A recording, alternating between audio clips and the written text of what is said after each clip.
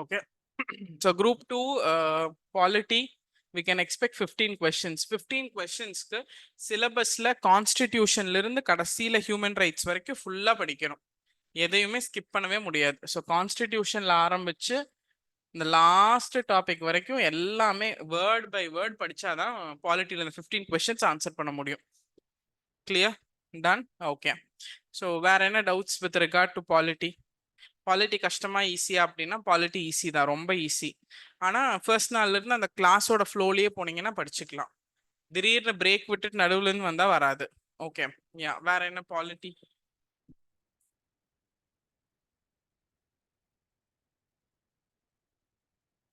Yes ma'am polity எவ்வளோ class போகும் ma'am? என்னங்க பாலிட்டி எவ்வளோ கிளாஸ் போகும்னு கேட்டேன். ஏன் பிரியங்கா அது தெரிஞ்சு என்ன பண்ணலாம்னு இருக்கீங்க? ரிவிஷன் பிளான் பண்ணலாம்னு மேம். என்ன சொல்லுங்க, கேட்கல. ரிவிஷன் பிளான் பண்ணலாம்னு மேம். போன தடவை நீங்க படிச்சப்போ பாலிட்டி எவ்வளவு கிளாஸ் போச்சு? மேம் அரௌண்ட் 25 போச்சுன்னு நினைக்கிறேன் மேம். அதே நம்பர் வச்சுக்கோங்க, ஞாபகம் வச்சுக்கோங்க, பார்க்கலாம். So minimum it take 15 classes. அது கம்மியாலாம் பாலிட்டி முடிக்கவே முடியாது. 15 to 17 கிளாஸஸ் கண்டிப்பாக தேவைப்படும். அது கம்மியாக முடிச்சா குவாலிட்டி இருக்காது, அவ்வளோதான். படிச்சு யூஸ் இல்லை, உங்களுக்கு பிரயோஜனம் இல்லை, எடுத்த எனக்கும் பிரயோஜனம் இல்லை. Okay. So will check that. அது அப்புறம் பார்த்துக்கலாம். as many number of classes it requires, அதை நம்ம எடுத்துட்டு போகலாம். எதையுமே கட் ஷார்ட்ல பண்ண வேண்டாம். ஓகே. இந்த தடவை எக்ஸாம் பாஸ் பண்ண ட்ரை பண்றோம். ஆனா பாலிட்டி அரைகுறையா படிச்சா எந்த தடவையுமே எக்ஸாம் கிளியர் பண்ண முடியாம போயிடும். ரெண்டு விஷயம் தான். இந்த தடவை எக்ஸாம் பாஸ் பண்ணும் அப்படின்னு ட்ரை பண்ணி அரைகுறையா உன்னை படிச்சா எந்த தடவையுமே எக்ஸாம் கிளியர் பண்ண முடியாது. ஒழுங்கா ஒரு தடவை படிச்சா இந்த தடவை மிஸ் ஆனாலும் அடுத்த தடவை கிளியர் பண்ணலாம். ஓகே.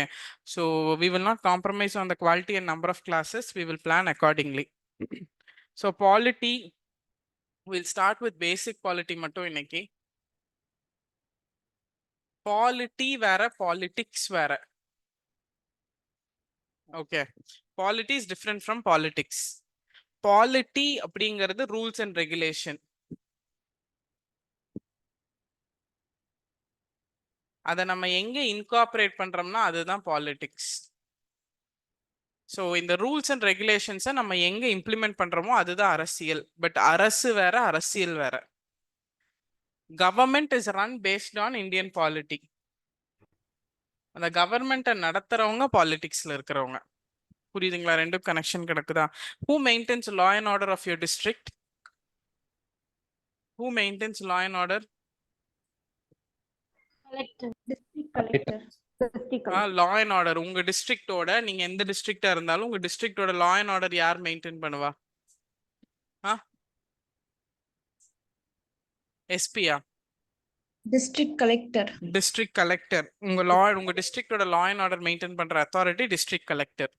Okay fine. அப்போ அந்த லா அண்ட் ஆர்டர் என்ன அப்படிங்கறத டிட்டர்மைன் பண்ணதான் கவர்மெண்டோட பாலிட்டியோட வேலை. பாலிட்டி அப்படிங்கிறது ரொம்ப சிம்பிளா புரியணும் அப்படின்னா, ஹிஸ்டரி ஐஎன்எம் படிச்சிட்டோம். ஸோ அங்கிருந்து கனெக்ட் பண்ணா 1498ல வாஸ்கோட காமா வர்றாரு. கரெக்டா? வாஸ்கோட காமா உள்ள வரும்போது இந்தியாவை யாரு ரூல் பண்ணிட்டு இருந்தா? கிங்ஸ் ரூல் பண்ணிட்டு இருந்தாங்க. ஜோமரன் அப்படிங்கிற ஒரு கிங் தான் ரிசீவ் பண்ணாரு. ஸோ டிஃப்ரெண்ட் பிளேசஸ்ல டிஃப்ரெண்ட் கிங்ஸ் ரூல் பண்ணிட்டு இருந்தாங்க. அப்போ கிங்ஸ் கிட்ட இருந்து இந்தியா வந்து யார்கிட்ட போகுது? பிரிட்டிஷ். யூரோப்பியன்ஸ், அந்த அட்வென்ட் ஆஃப் யூரோப்பியன்ஸ் கான்ட்ரவர்சி அதெல்லாம் தாண்டி பிரிட்டிஷ் கிட்ட போகுது. பிரிட்டிஷ் கிட்ட இருந்து மறுபடியும் இந்தியா கேம் டு இந்தியன்ஸ். அதுதான் நம்ம 1947 ஃப்ரீடம் சொல்றோம். கரெக்டா? இது வரைக்கும் கிளியர் தானே எல்லாத்துக்கும்? அப்ப கிங்ஸ் வந்து ஒரு ரூல்ஸ் வச்சு ரூல் பண்ணிட்டு இருந்தாங்க. ராஜாக்கள் காலத்துல எப்படி ரூல் பண்ணிட்டு இருந்தாங்க? ராஜா சொல்றதுதான் சட்டம். ராஜா என்ன சொல்றாரோ அதன்படிதான் இயங்கணும். ஸோ ராஜாஸ் பேஸ் பண்ணி லைஃப் போயிட்டு இருந்துச்சு. பிரிட்டிஷ் கிட்ட வந்துட்டப்போ பிரிட்டிஷோட பாலிசிஸ் அண்ட் ஆக்ட்ஸ் படி ரூல் பண்ணிட்டு இருந்தாங்க. பிரிட்டிஷ் வந்து கவுன்சில் ஆக்ட், சார்ட்டர் ஆக்ட் அதெல்லாம் போட்டாங்க. அவங்க பாலிசிஸ் கொண்டு வந்தாங்க. டாக்டரின் ஆஃப் லேப்ஸ், வெல்லஸ்லியோட, லார்ட் டல்ஹௌசியோட டாக்டரின் ஆஃப் லேப்ஸ். அப்புறம் வேற வெல்லஸ்லி கொண்டு வந்தது subsidiary alliance. சப்சிடரி அலையன்ஸ், துணைப்படை சட்டம், இதெல்லாம் கொண்டு வந்து அதை பேஸ் பண்ணி இப்போ நீங்க உட்காந்துட்டு இருக்கீங்க, உங்களுக்கு ராஜான்னு ஒருத்தர் வந்து உங்களுக்கு என்ன பண்ணுன்னு சொல்லிட்டு இருந்தாரு.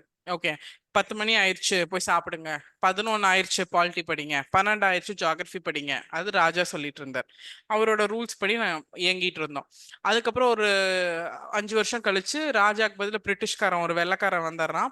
அவன் வந்து 10 மணிக்கு சாப்பிடக்கூடாது, 8 மணிக்கே சாப்பிடணும், 10 மணிக்கு படிச்சு முடிச்சிடணும் அப்படின்னு அவன் ரூல்ஸ், அதைப்படி நம்ம இயங்கிட்டு இருந்தோம். இப்ப திடீர்னு ஆல் ஆஃப் அ சடன் ராஜாவும் இல்லை பிரிட்டிஷும் இல்லை, நம்மளே நம்மளை பார்த்துக்கணுங்கிற ஒரு கட்டாயம். நம்ம என்ன பண்ணுவோம்? நமக்கு எதை ஃபாலோ பண்றதுன்னு ஒரு ஐடியா இருக்குமா?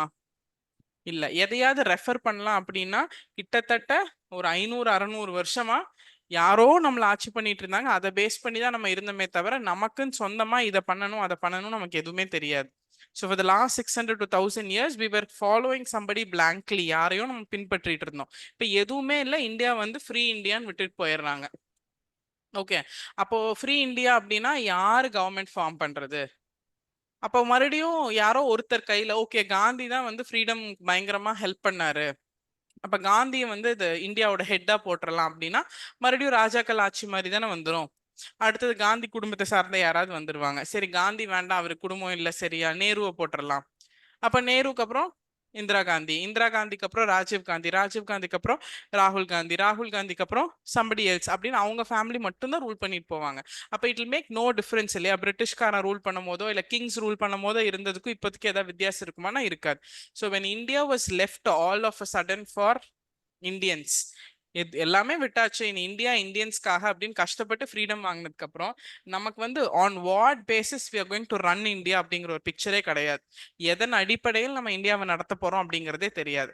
அப்ப நமக்கு என்ன முதல்ல தேவை இருந்துச்சு அப்படின்னா, எதை பேஸ் பண்ணி அப்படின்னா அதுக்குன்னு ஒரு ரூல் புக் வேணும்ல, ஒரு ரூல் புக் அப்படின்னு ஒன்று இருக்கணும். அதை படி இப்போ நமக்கு ஒரு டவுட் வந்துச்சுன்னா போய் இதை பார்த்துட்டு ஓகே இதை ஃபாலோ பண்ணலாம், அதை ஃபாலோ பண்ணலாம். அப்போ we didn't have something call rule book.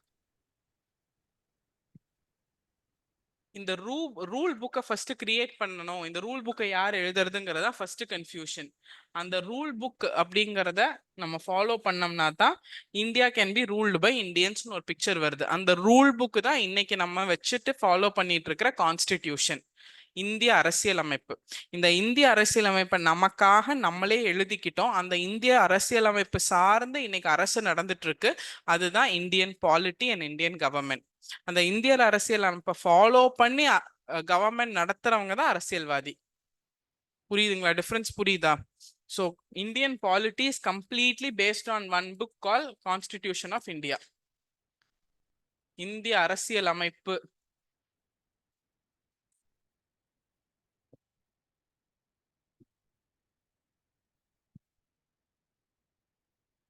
So இந்த கான்ஸ்டிடியூஷன் ஆஃப் இந்தியா நமக்கு ஒரு புக் எழுதிக்கிட்டோம், நம்மளே எழுதிக்கிட்டோம். That's call the rule book.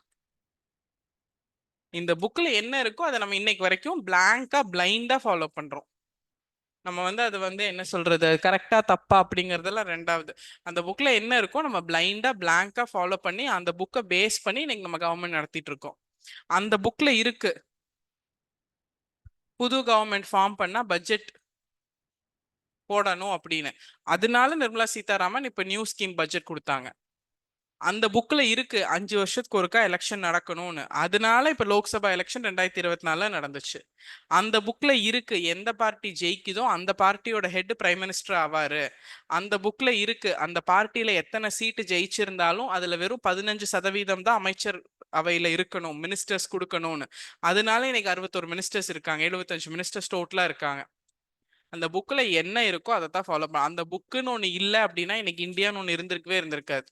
10 வருஷமா மோடி கவர்மெண்ட் நடத்துறதுக்கு இந்தியாவே மாடிஃபை ஆயிருக்கும். ஓகே, அதை நீங்க மோடிஃபைன் படிச்சுக்கிட்டாலும் சரி, மாடிஃபைன் படிச்சுக்கிட்டாலும் சரி. So we will not even have an India that is existing. Almost கொஞ்சம் நியூட்ரலா இருக்கிற இந்தியாவே இருக்காது. ஓகே, ஸோ இந்த கான்ஸ்டியூஷன் அப்படிங்கிற புக்கு தான் is the main key behind Indian polity. இந்திய அரசியலமைப்புக்கு இந்த அரசியலமைப்பு சாசனம் கான்ஸ்டிடியூஷன் அப்படிங்கறதா பேஸ் பண்ணி தான் நடத்துறோம். ஸோ இந்தியாவை கிங்ஸ் ரூல் பண்ணாங்க, பிரிட்டிஷ் ரூல் பண்ணாங்க. பிரிட்டிஷ் ரூல் பண்ணி இந்தியன்ஸ் கிட்ட கொடுத்ததுக்கு அப்புறம் இந்தியன்ஸ் நமக்காக ஃபர்ஸ்ட் ஒரு ரூல் புக் எழுதிக்கிட்டோம். அதுக்கப்புறம் அந்த ரூல் புக் பேஸ் பண்ணி அரசியல் அரசியலமைப்பை சார்ந்து நம்ம வந்து கவர்மெண்ட் ரன் பண்ண ஆரம்பிச்சோம். அந்த அரசியலமைப்புல என்ன இருக்கு, அதை எப்படி எழுதணும், அதுல என்னென்னலாம் இருக்கு, அதை எதெல்லாம் ஃபாலோ பண்ணி இன்னைக்கு கவர்மெண்ட் நடத்துதுன்னு படிக்கிறதா Indian polity. Okay. So Indian பாலிட்டியில 5 வருஷத்துக்கு ஒருக்கா தேர்தல் நடக்கணும்னு இருக்கு. இப்போ 2019க்கு அப்புறம் 2024ல தேர்தல் நடந்துச்சு. இந்த தேர்தலில் யார் யாரெல்லாம் நிக்கலாம் அப்படிங்கிறதும், எந்தெந்த பார்ட்டிக்கு ஸ்டேட் பார்ட்டி கொடுக்கணும், எதுக்கு நேஷனல் பார்ட்டி கொடுக்கணும், அதுவும் கான்ஸ்டியூஷன்ல இருக்கு. அதை பேஸ் பண்ணி இந்த பொலிட்டிக்கல் பார்ட்டிஸ் நிக்கிறாங்கல்ல, கட்சிகள், இவங்க பண்றதுதான் அரசியலே தவிர அது அரசியல் அமைப்பு கிடையாது. Okay fine, clear. What is பாலிட்டின்னு புரிஞ்சிருச்சா? ஸோ பாலிட்டியும் பாலிடிக்ஸும் ஒன்னா? பாலிட்டியும் பாலிடிக்ஸும் நாட் ஒன்று, ரெண்டுமே வேற வேற விஷயங்கள். ஸோ இந்தியன் பாலிட்டியை தான் நம்ம படிக்க போறோம், which is constitution of India.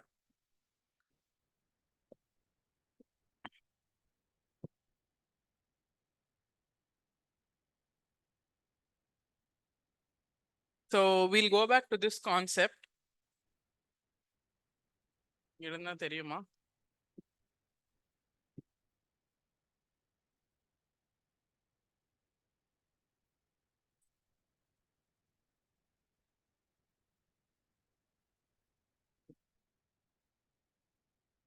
August 15th 1947, January 26, 1950. அது குடியரசு தினம், சாரி இது சுதந்திர தினம், இது குடியரசு தினம். கரெக்டா? இண்டிபெண்டன்ஸ் டே அண்ட் ரிப்பப்ளிக் டே. ஏன் 2 நாள் ஐஎன்எம் படிச்சு முடிச்சுட்டு தான் இதை படிக்கிறோம்? ஸோ நமக்கு தெரியும் இண்டிபெண்டன்ஸ், இங்க வந்து ரிப்பப்ளிக், அது சுதந்திர நாள், இது குடியரசு நாள். ரெண்டுக்கும் என்னங்க டிஃபரன்ஸ்? இண்டிபெண்டன்ட் சுதந்திரம் கிடைச்ச நாள், குடியரசு நாள் நம்ம குடியரசு ஆன நாள். ஆமாவா? எஸ். இப்போ இந்த August 15, 1947,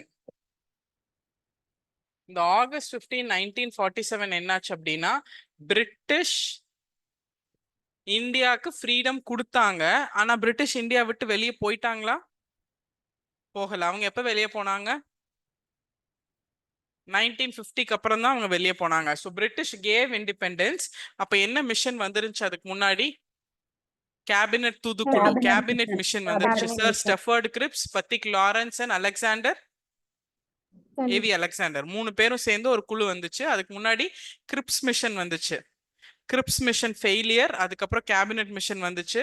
ஸோ இந்த கேபினெட் மிஷன் பாகிஸ்தானை தனியா பிரிச்சு கொடுத்துட்டு, அதுக்கப்புறம் August 15th இண்டிபெண்டன்ஸ், சுதந்திரம் கொடுத்துட்டாங்க. சுதந்திரம் கொடுத்தது வந்து நீங்க இயங்கருக்கு தானே தவிர கம்ப்ளீட் இண்டிபெண்டன்ஸ் கிடையாது. ஆனா நீங்க யாரு கீழே அப்ப ஒர்க் பண்றதுக்கான இண்டிபெண்டன்ஸ் கிடைச்சது? பிரிட்டிஷ் கீழே. August 15ல இருந்து இந்த பீரியடுக்கு நம்மளோட ஹெட்டா இருந்தது, August 15 to January 26 வரைக்கும் நம்ம ஹெட்டா இருந்தது பிரிட்டிஷ் குவீன். தெரியலையோ அங்க எழுதுனா? British queen. ஸோ இந்த பீரியடுக்கு நம்ம அப்பவும் குவீனோட தலைமையில தான் இருந்தோம், எலிசபெத்தோட தலைமையில தான் இருந்தோம். ஆனா எலிசபெத்தோட தலைமையில நீங்க சுதந்திரமா இயங்கிக்கலாம். ஓகே.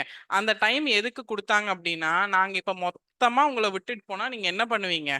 உங்களுக்கு ரூல் புக்கே இல்ல, எதை ஃபாலோ பண்ணுவீங்க அப்படின்னு ஏதாவது ரெக்கார்ட் வச்சிருக்கீங்களா? இதைத்தான் நாங்க பின்பற்ற போறோம், நீ வெளியே போனா போதும்னு ஏதாவது இருக்கா? இல்ல.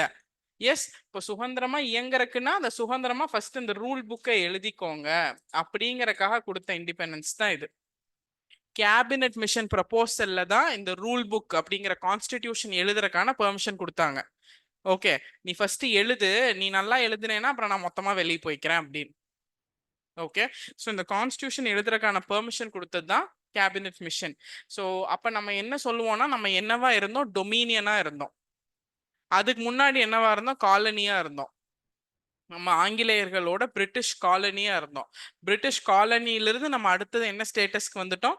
டொமினியன் ஸ்டேட்டஸ்க்கு வந்துட்டோம். நம்ம டொமினியன் ஸ்டேட்டஸா இருக்கும் போது அரசியலமைப்பை எழுதி முடிச்சுட்டு, நானே என் அரசியலமைப்பு எழுதிட்டேன், இனி நான் என் அரசியல் சார்ந்து நான் ஆட்சி பண்ணிக்கிறேன், நீ வெளியே போன அமைச்சதுக்கு அப்புறம் தான் நம்ம குடியரசு ஆனோம். Or complete independence, sovereign independent republic. Okay, India வந்து ஒரு சாவரன் ரிப்பப்ளிக் ஆச்சு, இறையாண்மை மிக்க குடியரசு ஆச்சு. இறையாண்மை மிக்க சாவரன் அப்படின்னா எந்த ஒரு எக்ஸ்டர்னல் இன்டர்னல் இன்ஃப்ளூயன்ஸ் இல்லாம யாரும் நம்மள தலையிட முடியாத அளவுக்கு ஒரு சாவரன் ரிப்பப்ளிக் ஆனோம். புரிஞ்சிச்சா என்னன்னு? ஸோ இதுதான் picture. Before 1947, after 1947, after 1950. So before 1947 we were a colony. யாரோட காலனி? பிரிட்டிஷோட காலனி. ஆஃப்டர் 1947 நம்ம கிடைச்ச ஸ்டேட்டஸ் டொமினியன். அப்பதான் நம்ம ரூல் புக் எழுதணும். இந்த ரூல் புக் தான் constitution of India. Throughout polity நம்ம COI எழுதினோம்னா கான்ஸ்டிடியூஷன் ஆஃப் இந்தியா. எல்லா பக்கம் கான்ஸ்டிடியூஷன் ஆஃப் இந்தியான்னு எழுத முடியாது. So COI means constitution of India. இந்த கான்ஸ்டிடியூஷன் ஆஃப் இந்தியா எழுதுறக்காக யார் எழுதுவா உட்காந்து? இந்தியாவில் அப்போ ஒரு 1.2 மில்லியன் இன்னைக்கு இருக்காங்க. அப்ப எவ்வளவு இருந்திருப்பாங்க இந்தியால?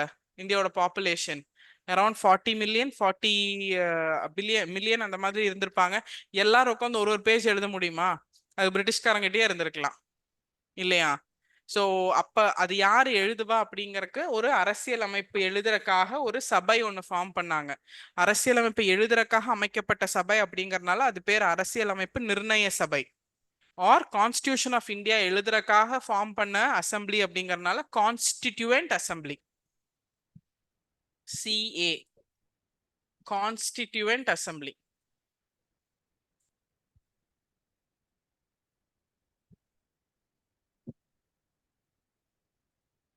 ஸோ டொமினியன் ஸ்டேட்டஸ் கொடுத்துருந்தாங்க. காலனிங்கிற ஸ்டேட்டஸ்ல இருந்து இண்டிபெண்டன்ஸ் கொடுத்துட்டு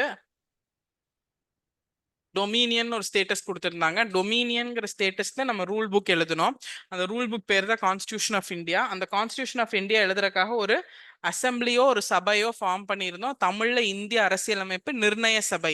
இதுதான் இந்தியாவோட அரசியலமைப்பு அப்படிங்கறதுக்காக நிர்ணயம் பண்றதுக்கான ஒரு சபை.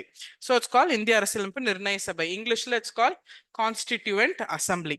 இந்த கான்ஸ்டிடியூவன்ட் அசம்பிளி ஃபார்ம் பண்ணணும், கான்ஸ்டிடியூஷன் ஆஃப் இந்தியா எழுதணும் அப்படின்னு எந்த ப்ரொவிஷன்ல கொடுத்தாங்கன்னா கேபினெட் மிஷன். பிரிட்டிஷோட கேபினெட் மிஷன். ஓகே, பிரிட்டிஷோட கேபினெட் மிஷன்.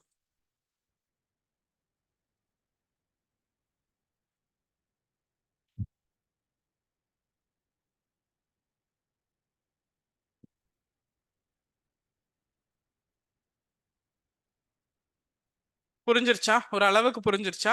அப்ப என்ன பண்ணிட்டோம், 1947ல இருந்து 1950 வரைக்கும் கான்ஸ்டிடியூஷன் எழுதணும். கேபினெட் மிஷனோட பிளான் படி ஒரு அரசியலமைப்பு நிர்ணய சபையை உருவாக்கி இந்திய அரசியலமைப்பை எழுத ஆரம்பிச்சிட்டோம். இந்த இந்திய அரசியலமைப்பை எழுதும் போது நம்மளோட யாரோட தலைமையில எழுத ஆரம்பிச்சோம் அப்படின்னா பிரிட்டிஷ்காரன் இந்தியாக்குள்ளதான் இருக்கான். எழுதி முடிச்சதுக்கு அப்புறம் தான் தெரியும் நம்மளோட ஹெட் யாருன்னு நம்ம நிர்ணயம் பண்ண முடியும்.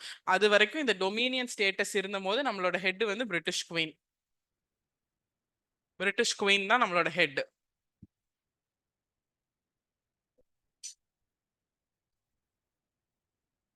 ஸோ இந்த கான்ஸ்டியூஷன் எழுதி முடிச்சு நமக்கே நம்ம இந்த கான்ஸ்டியூஷனை அர்ப்பணிச்சுக்கிட்ட நாள். we dedicated this constitution for ourselves. எப்போ நமக்கே நம்ம இந்த கான்ஸ்டியூஷனை டெடிகேட் பண்ணிக்கிட்டோமோ அதுதான் 26 ஜனவரி 1950. அதுதான் குடியரசு நாள். அப்ப அந்த குடியரசு அப்படிங்கிறது இன்னைக்கு எழுதி முடிச்சதுக்கு அப்புறம் நமக்கே கான்ஸ்டியூஷன் எழுதி முடிச்சதுக்கு அப்புறம் இனிமேல் பிரிட்டிஷோட குவீன் தேவையில்லை இல்ல. அப்ப நமக்கான தலைவரை நம்மளே தேர்ந்தெடுத்துக்கலாம்ல. அப்படி தேர்ந்தெடுக்கப்பட்ட நமக்கான தலைவர் தான் குடியரசு தலைவர், republic head or president of India. புரிஞ்சிச்சா ஏன் அது குடியரசு தலைவர்னு? After we've written our constitution, நம்மளோட அரசியலமைப்பு நம்ம எழுதி முடிச்சிட்டோம். இனி நம்ம அரசியலமைப்பு சார்ந்து நம்ம அரசை நடத்திக்குவோம். இனி எதுக்கு பிரிட்டிஷ் குவீன்? அப்ப நம்ம அரசியலமைப்பு சார்ந்து நம்மளோட தலைவரை குவீனுக்கு ஈக்குவலா இங்க பிரசிடென்ட் ஆஃப் இந்தியாவை தேர்ந்தெடுத்துக்குவோம். ஸோ அதுதான் ரிப்பப்ளிக் ஹெட் ஆர் ரிப்பப்ளிக் டே. ஃபைன். இப்ப இதுக்கு அப்புறம் தான் இந்தியா கம்ப்ளீட் இண்டிபெண்டன்ஸ். நம்மளோட ஹெட்டும் நம்மளே தான், நம்மள ஒருத்தர் தான். Who was the first president of India? Doctor Rajendra Prasad. இன்னைக்கு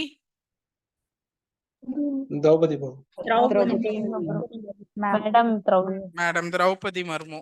ஓகே, ஸோ நம்மளோட ஹெட் நம்மள ஒருத்தர் தானே அவங்க. ஸோ அந்த ஸ்டேட்டஸ் வந்ததே ஆஃப்டர் 1950 தான். அப்போ அதுக்கப்புறம் தான் நம்மளே ரூல் பண்ணிக்கிட்டோம். ஸோ நம்மள ஒருத்தர்னால நம்மளே ஹெட்டா நம்ம அறிவிச்சுக்கிட்டோம். இந்த கான்ஸ்டியூஷனை வந்து எஃபெக்ட் கொண்டு வந்தனால தான் 26 ஜனவரி 1950. இதுக்கப்புறம் தான் கம்ப்ளீட் இண்டிபெண்டன்ஸ். ஓகே, இந்த கான்ஸ்டியூஷனை பத்தி படிக்கிறது தான் இந்தியன் பாலிட்டி. அந்த ரூல் புக்ல என்ன இருக்கு, அந்த கான்ஸ்டியூஷன் எழுதுறதுக்காக எப்படி கேபினெட் மிஷன்ல அனௌன்ஸ் பண்ணாங்க, கேபினெட் மிஷன் ஸ்கீமை பேஸ் பண்ணி எப்படி அரசியலமைப்பு நிர்ணய சபையை உருவாக்குனாங்க, அந்த சபை எத்தனை நாள் வேலை செஞ்சு எப்படி அரசியலமைப்பு எழுதுனாங்க, அந்த அரசியலமைப்புல என்னெல்லாம் இருக்கு, அதை பேஸ் பண்ணி நம்ம இன்னைக்கு எப்படி கவர்மெண்ட் நடத்திட்டு இருக்கோம், இதை படிக்கிறது தான் இந்தியன் பாலிட்டி. இது வரைக்கும் ஏதாவது டவுட் இருக்கா? ஓகே, ஸோ இந்தியன் பாலிட்டியோட பேசிக்ஸ் அப்படிங்கிறது 3C.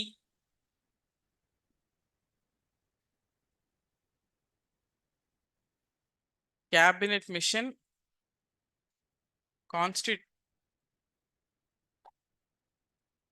Constituent assembly, constitution of India.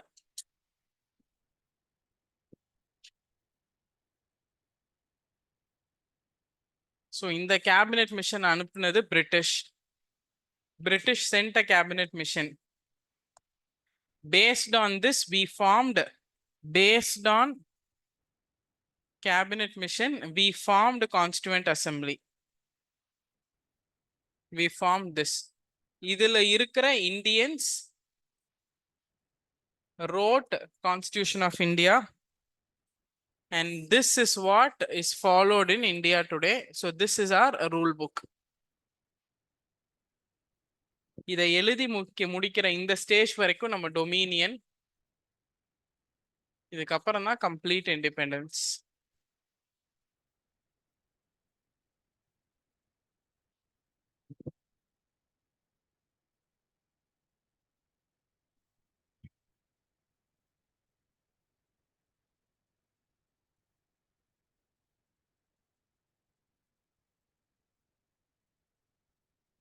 Clear?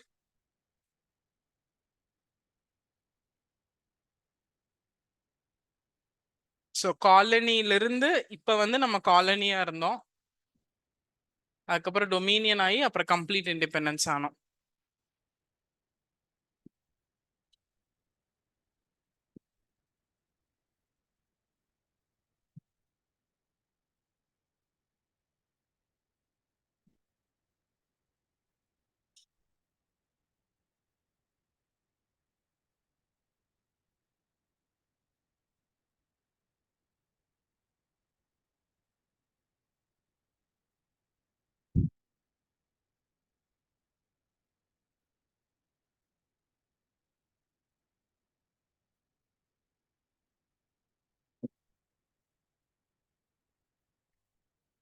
Clear? Yes, picture கிடைச்சிருச்சா? All of you. Online any doubts? ஆன்லைன்ல இந்த வீடியோ ஆன் பண்ணாதவங்களும் ஆன் பண்ணுங்க. ஆர்த்திகாலாம் காலையிலயும் ஆன் பண்றது இல்ல, இப்பவும் ஆன் பண்றது இல்ல, ஜாலியா இருக்கீங்க. ரஷிதா, பூங்கோதைனால் எப்பவுமே ஆன் பண்ணியிருப்பாங்க, இன்னைக்கு தான் க்ளோஸ் பண்ணியிருக்காங்களாட்டிருக்கு. எஸ், ஏதாவது டவுட்ஸ் இருக்கா? பேசிக்ஸ் இதுல டவுட் இருந்துச்சுன்னா கஷ்டம்.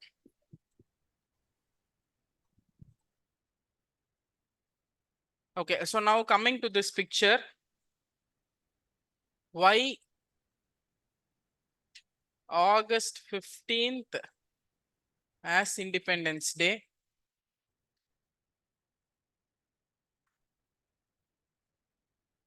Why January 26th as Republic Day? So எத்தனையோ நாள் இருந்தும் நான் ஏன் ஜெஸ்ஸின்னு சொன்னேங்கிற மாதிரி. August 15th. ஓ, யாருக்கெல்லாம் ஆகஸ்ட் 15th பர்த்டே? அப்படி யாராவது இருக்கீங்களா? ஜனவரி 26th தப்பிச்சிட்டீங்க. Yes. So why August 15th was selected as the Independence Day? ஏன் பிரிட்டிஷ் ஆகஸ்ட் 15th வந்து இண்டிபெண்டன்ஸ் கொடுக்கறதுக்கு செலக்ட் பண்ணாங்க? இந்த டேவை செலக்ட் பண்ணது பிரிட்டிஷ்.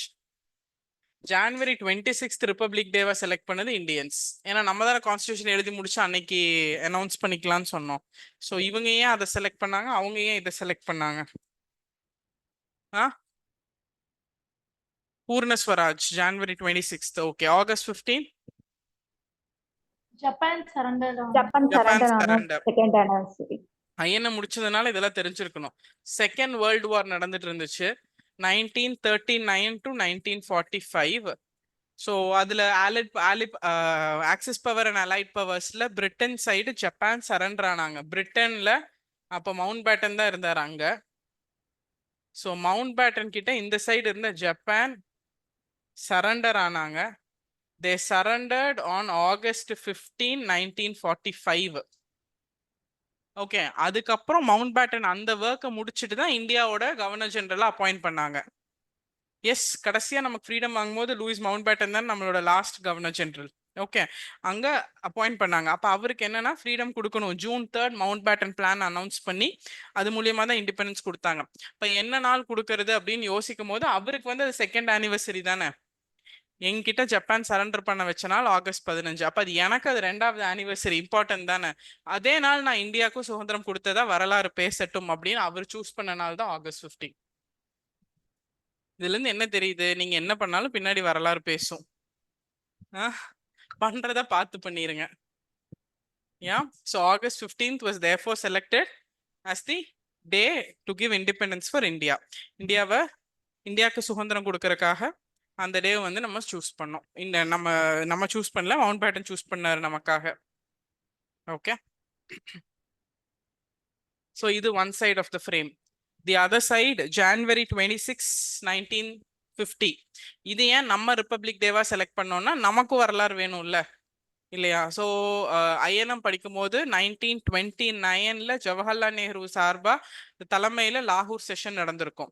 அதுக்கு முன்னாடி நேரு ரிப்போர்ட் சப்மிட் பண்ணியிருப்பாங்க. மோதிலால் நேரு தலைமையில 1928 நேரு ரிப்போர்ட். அதுக்கு முன்னாடி lord Birkenhead, that fellow Birkenhead would have told, Simon commission வந்ததுக்கு அப்புறம் Indians are not capable of writing their own constitution. அவங்களுக்கு என்ன வேணும்னு தெரியாது. ஏன்னா சைமன் கமிஷன்ல Lala Lajpat Rai, go back Simon strike எல்லாம் பண்ணும்போது சைமன் கமிஷன் வந்து உங்களுக்கான அடுத்த சட்டத்தை கொண்டு வரக்காக நாங்க இந்த குழு போட்டிருக்கோம், இந்தியன்ஸ்க்கு என்ன வேணும் அப்படிங்கறத நாங்க முடிவு பண்ணிட்டு நெக்ஸ்ட் ஆக்ட் ரிலீஸ் பண்றோம் அப்படின்னு சொன்னாங்க. ஆனா என்ன கொடுமைன்னா அந்த சைமன் கமிஷன்ல இந்தியன்ஸே கிடையாது. What will you do without an Indian in the commission? அப்போ ஒரு இந்தியனே இல்லாத ஒரு கமிஷன்ல எப்படி இந்தியன்ஸ்க்கு என்ன வேணும்னு முடிவு பண்ண முடியுங்கிறதுனாலதான் we went on go back Simon strike, அந்த பிளாக் ஹர்த்தால் அதெல்லாம் நடந்துச்சு. அதுலதான் லாலா லஜ்பத் ராய் செஸ்ட்ல அடிபட்டு November 17 இறந்தாரு. கரெக்டா? அதை ஃபாலோ பண்ணி தான் லார்ட் பர்கன்ஹெட் என்ன அனௌன்ஸ் பண்ணாரு, Indians are not capable of, இந்தியன்ஸ்க்கு வந்து அவங்களுக்கு என்ன வேணும் இல்லை அவங்களுக்கான டிராஃப்ட் கான்ஸ்டியூஷனை எழுதுறதுக்கு அவங்களுக்கு தகுதியோ அவங்களுக்கான திறமையோ கிடையாதுன்னு அவர் அனௌன்ஸ் பண்ணார். லார்ட் பர்கன்ஹெட் அனௌன்ஸ் பண்ணதுக்கு அப்புறம் தான் ஒரு ஆல் பார்ட்டி கான்ஃபரன்ஸ் போடுவாங்க. ஐஎன்சியே அங்க பிக்சர்ல இருந்து வெளியே போயிடும். அது மொத்தம் இந்தியாவை சீன் ஒரு விஷயமா மாறி ஆல் பார்ட்டி கான்ஃபரன்ஸ் போடுவாங்க. அந்த ஆல் பார்ட்டி கான்ஃபரன்ஸ்ல டிசைட் பண்ணுவாங்க, மோதிலால் நேரு தலைமையில we will write a draft constitution அப்படின்னு. ஸோ அந்த ஆல் பார்ட்டி கான்ஃபரன்ஸ்ல டிராஃப்ட் கான்ஸ்டிடியூஷன்ல அப்பவும் டொமினியன் ஸ்டேட்டஸ் தான் கேட்டிருப்பாங்க இல்லையா. அப்ப இந்த லெஃப்ட் விங் ஐடியாலஜிஸ் ஃபேமஸ் ஆயிருக்கும். அப்ப இருந்த யூத் தான் ஜவஹர்லால் நேரு, சுபாஷ் சந்திர போஸ் எல்லாம். அப்ப தேவர் அகேன்ஸ்ட் தட் கான்செப்ட். எங்க போயிட்டு இருக்கோம், இவனுங்க நமக்கு எதுக்குமே கேப்பபிள் இல்லைங்கிறாங்க, நம்ம இப்ப போய் டொமினியன் ஸ்டேட்டஸ் கேட்கறதா அப்படிங்கிற கான்டெக்ட்ல அவங்க they were against INC and Nehru report. அதனால அவங்கள கூல் டவுன் பண்றதுக்காக அடுத்து நடந்த ஐஎன்சி செஷன்ல யாருக்கு தலைமை கொடுக்க வேண்டியதா இருந்துச்சு, வேற வழியே இல்ல ஜவஹர்லால் நேரு கொடுத்தாதான் அவங்க கண்ட்ரோல்ல ஆவாங்க. அப்படிங்கறதுனால they put Jawaharlal Nehru across and 1929 நடந்த லாகூர் செஷன்ல. ஸோ ஓப்பனா ஜவஹர்லால் நேரு 1929 லாகூர் செஷன்ல we are only demanding பூர்ண ஸ்வராஜ் henceforth அப்படின்னு அனௌன்ஸ் பண்ணிட்டார். இன்னையில இருந்து நாங்க கேட்க போறது பூர்ண ஸ்வராஜ் மட்டும்தான். டொமினியன் ஸ்டேட்டஸோ கொஞ்சம் கூட பாதி வச்சுக்கோ இந்த கதையே ஆவாது. You get out of India and we want Purna Swaraj. அதுக்காக தான் 1929 December 31 ராவி ரிவர் பேங்க்ல இந்தியன் பிளாக் ஹாய்ஸ்ட் பண்ணாங்க. அன்னைக்கு என்ன அனௌன்ஸ் பண்ணாங்க, January 26, 1930 we will consider India become free. India is going to become free and அதுதான் இங்க இண்டிபெண்டன்ஸ் டே அனௌன்ஸ் பண்ணாங்க. ஆனா அது எதாவது பண்ண முடிஞ்சுச்சா? பண்ண முடியல. ஏன்னா 1930 என்னாச்சு? எஸ், நீங்க ஐஎன்எம் பயங்கரமா அடி வாங்கியிருக்கே. 1930 என்னாச்சு? 31 ரவுண்ட் டேபிள் கான்ஃபரன்ஸ் வந்துரும். அப்ப 30 Civil disobedience movement, civil district movement, salt satyagraha அதெல்லாம் ஸ்டார்ட் பண்ணி ஃப்ரீடமே வரல நமக்கு. ஸோ அந்த January 26 பயங்கரமா நம்ம பிரம்மாண்டமா we are going to get freedom நம்ம January 26 டே இல்லையா. ஸோ என்னதான் இருந்தாலும் முதல்ல ப்ரப்போஸ் பண்ண நாள் இம்பார்ட்டன்ட் தான். அதுக்கப்புறம் லவ் மேரேஜ்ல டிவோர்ஸே வாங்கியிருந்தாலும் ப்ரப்போஸ் பண்ண நாள் இம்பார்ட்டன்ட் தான். ஸோ அதனால அந்த ப்ரப்போஸ் பண்ண டே தான் January 26. So finally when we decided we are going to completely become free, அன்னைக்கு தானே நமக்கு பூர்ண ஸ்வராஜ். என்னதான் 1947ல இண்டிபெண்டன்ஸ் கொடுத்திருந்தாலும் அவன் தலைமையில தானே நம்ம இருந்தோம், அவனுக்கு கீழே தானே உட்காந்து கான்ஸ்டியூஷன் எழுதிட்டு இருக்கோம். ஸோ நம்ம கம்ப்ளீட்டா அவனை வெளியே அனுப்பிச்சிட்டு நமக்கு பூர்ண இண்டிபெண்டன்ஸ், கம்ப்ளீட் இண்டிபெண்டன்ஸ் கிடைக்கிறது ஒரு நாள், கான்ஸ்டியூஷன் எழுதி முடிக்கிற நாள். why don't we choose the same Jan 26 அப்படிங்கறனால they bought the Jan 26 there. புரிஞ்சிருச்சா? இது டைரக்ட் கொஸ்டின். Jan 26 ஏன் சூஸ் பண்ணாங்க? Jan 26 பூர்ண ஸ்வராஜ் அனௌன்ஸ் பண்ண டே, லாகூர்ல செஷன் நடந்துச்சு, யார் தலைமையில நடந்துச்சு, இது எல்லாமே direct question. Okay,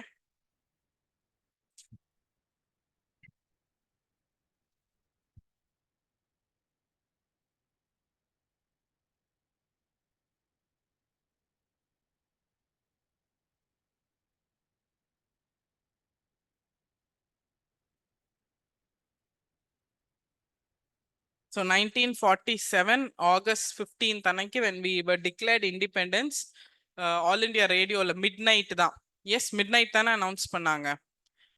midnight announce பண்ணாங்க. இந்த midnight அனௌன்ஸ் பண்ணதுக்கு அப்புறம்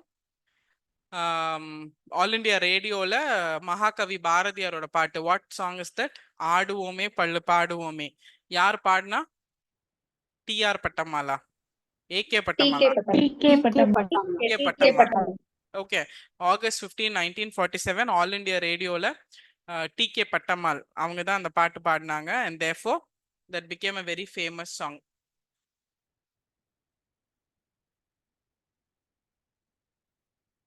Okay, next one important discussion, and I have a video to show you. Paakla, I'll show you that.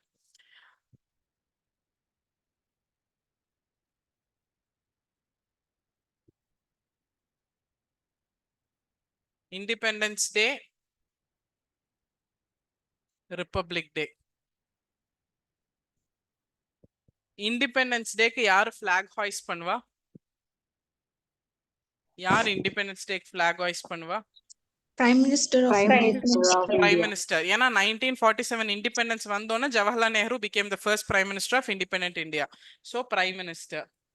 இங்க ஸ்டேட்ல Chief Minister. Republic Dayக்கு தான் நம்மளோட ஹெட் வந்து, அதுக்கு முன்னாடி வரைக்கும் அந்த ஹெட்டே கிடையாது. So President of India.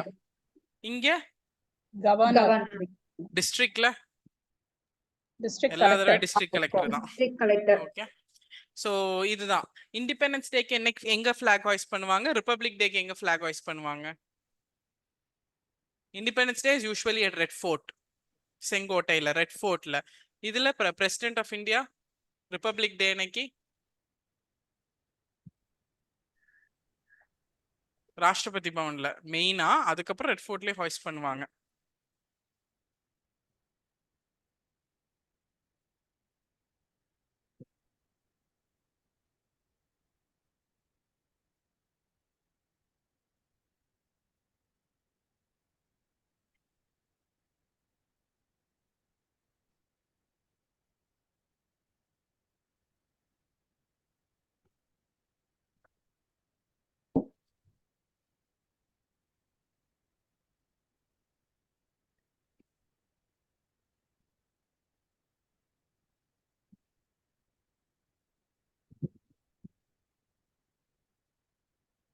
Okay fine, அடுத்த கான்செப்ட் போலாமா?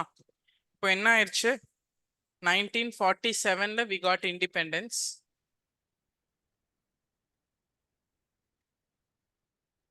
1950ல ரிபப்ளிக். இந்த 1947 to 1950 ரஃபா 1947 1946ல இருந்து we started writing Constitution of India through Constituent Assembly. கரெக்டா? இந்திய அரசியலமைப்பு எழுத ஆரம்பிச்சிட்டோம், இந்திய அரசியலமைப்பு நிர்ணய சபை மூலியமா. Clear? So constitution of India இதை எழுதும் போது நம்மளோட பெரிய கன்ஃபியூஷன், இப்ப நம்ம அரசை நம்ம தான் அமைக்க போறோம், பிரிட்டிஷ்காரன் வெளியே போயிட்டான், we are going to form our government. என்ன மாதிரி கவர்மெண்ட் ஃபார்ம் பண்றது? ஏகப்பட்ட டைப்ஸ் ஆஃப் கவர்மெண்ட் இருக்கு வேர்ல்டுல. ஓகே, மொனார்கியல் கவர்மெண்ட் அப்படின்னு ஒண்ணு இருக்கு. மொனார்கியல் கவர்மெண்ட்னா முடியாட்சி முறை, யாரோ ஒரு அரசர் இருப்பாரு, அவரு கீழே அரசு நடக்கும். ஓகே, அதுக்கப்புறம் டிக்டேட்டர்ஷிப். டிக்டேட்டர்ஷிப் அப்படின்னா ஹிட்லர் நடத்தினதான் டிக்டேட்டர்ஷிப். ஏதாவது ஒரு தலைவர் அவருக்கு கீழே, முடியாச்சுன்னா பரம்பரையா ராஜாக்கள் மாதிரி. டிக்டேட்டர்ஷிப்னா சம் பவர்ஃபுல் பர்சனுக்கு கீழே. அரிஸ்டோக்ரசி, படிச்சவங்க தான் நின்று அந்த அரசை நடத்துவாங்க, அரிஸ்டோகிராட்ஸ், அரிஸ்டோக்ரசி. அதுக்கப்புறம் வேற என்ன, ரிப்பப்ளிக்கன் ஃபார்ம் ஆஃப் கவர்மெண்ட். ரிப்பப்ளிக்கன்னா பிரைம் மினிஸ்டரே இருக்க மாட்டாங்க, பார்லிமெண்டே இருக்காது. ஓகே, ரிப்பப்ளிக்கன் ஃபார்ம் ஆஃப் கவர்மெண்ட். இல்லைன்னா இப்ப பிரிட்டன்ல இருக்க மாடல், பிரைம் மினிஸ்டர் இருப்பாங்க, அதுக்கு மேல ரிப்பப்ளிக் வந்து முடியாச்சு, மொனார்கியல் ஹெட். அப்படித்தானே பிரிட்டன்ல பிரைம் மினிஸ்டர் ரிஷி சுனாக் ரிசைன் பண்ணிட்டாரு, ஆனா பிரைம் மினிஸ்டர் இருக்கும் போதும் குவீன் தான் அல்டிமேட் பவர். குவீன், சார்ல்ஸ், அந்த மாதிரி அந்த பரம்பரையை சார்ந்தவங்க. அது ஒரு மெத்தட். நம்ம எந்த மெத்தட் சூஸ் பண்ண போறோம்? இதுல இருக்கிற ஒரு மெத்தட் தான் டெமோக்ரஸி. டெமோக்ரஸினா மக்கள் ஆட்சி. ஓகே, ஸோ இந்த மாதிரி different types of government, aristocracy, dictatorship, monarchy, republic, இந்த மாதிரி டிஃப்ரெண்ட் டைப்ஸ் ஆஃப் கவர்மெண்ட்ல நம்ம என்ன கவர்மெண்ட் சூஸ் பண்ணலாம்னா நம்ம சூஸ் பண்ணதா democratic model. Okay, so types of government. Types of government. Number 1, aristocracy. Number 2, monarchy. 3, republic. 4, dictatorship. And நம்ம choose பண்ணதா democracy.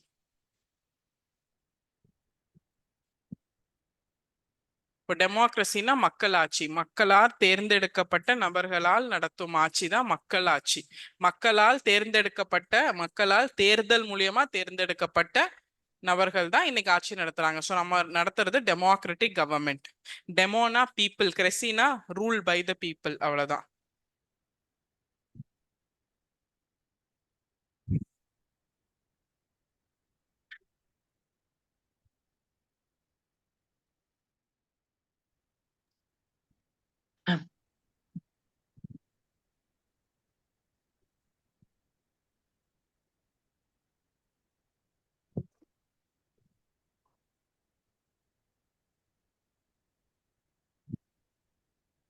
எஸ்.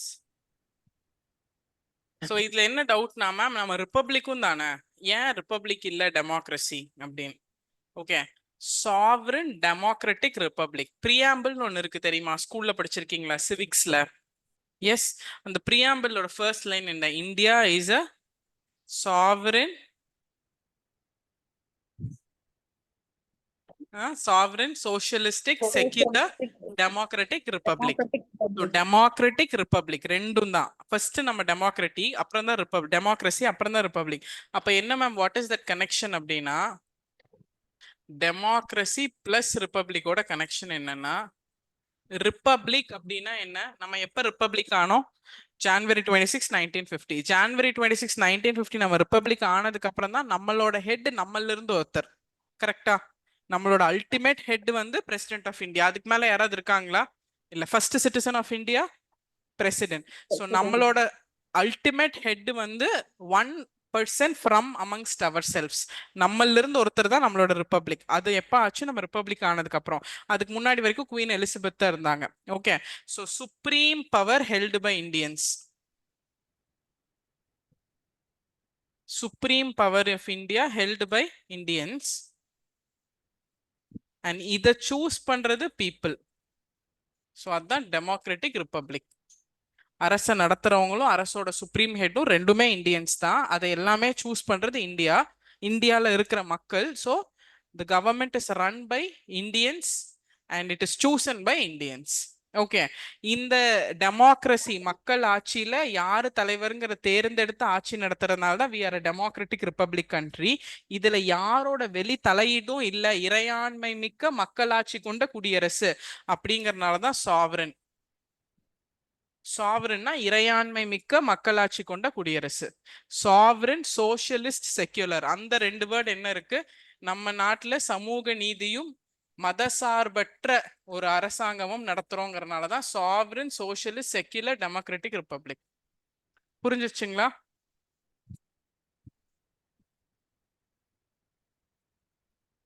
இது இறையாண்மை மிக்க மக்களாட்சி கொண்ட குடியரசு. இறையாண்மை மிக்க அப்படின்னா எந்த தலையீடும் இல்ல. இப்ப யாரும் பிரிட்டிஷ்காரன் வந்து நான் தான் ஹெட் இவனைத்தான் ஹெட்டா வச்சுக்கணும்னு சொல்ல முடியாதுல்ல. So no external no internal influence or hindrance or தலையிடல். ஸோ இறையாண்மை மிக்க மக்களாட்சி கொண்ட குடியரசா இன்னைக்கு இந்தியா இருக்கு அப்படின்னா அதைத்தான் நம்ம நமக்கே எழுதிக்கிட்டோம் கான்ஸ்டியூஷன் மூலியமா. ஓகே, இறையாண்மை மிக்க மக்களாட்சி கொண்ட குடியரசு.